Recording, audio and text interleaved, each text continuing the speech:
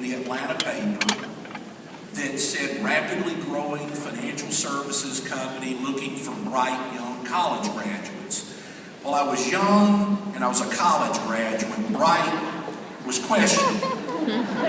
And I came to the company for the noble reasons that it was close to my apartment, and they had a program where if you made good grades, they would pay for you getting your MBA, and I was starting to work on my master's in business administration. I thought I would be with the company for a handful of years while I got an MBA. Had no idea that it would be what I would do, that I'd found my calling in life. I'll talk as I go through this. Sometimes in life, it moves on small decisions, small things. You know, it's easy to see the older you get, the big decisions in life. But life moves on small decisions.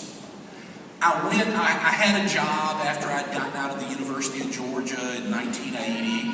Go Dogs. I was working with a large insurance company in Atlanta. And I was in the quote-unquote management training program. And the guy that was my boss's boss's boss called me into his office when I turned in my resignation to come with Primerica.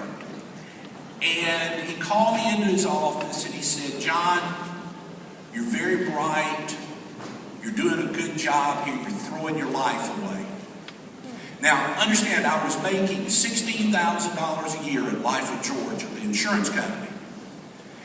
I was offered $19,200 a year to come with the company I'm with. That was a $3,000 raise. That was a lot of money for a 24-year-old guy. And so he brought me in his office and he went through, this is a horrible company. They're a pyramid scheme. They're going to be thrown out of every state.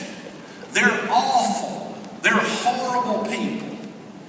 But he didn't offer me $3,000 more a year. Being 24 years old and a little bit, I'm not going to be there that long, so maybe they'll stay in business long enough for me to get my MBA. I took the job and came with the company. The gentleman's name, which will come back in the story, was a gentleman named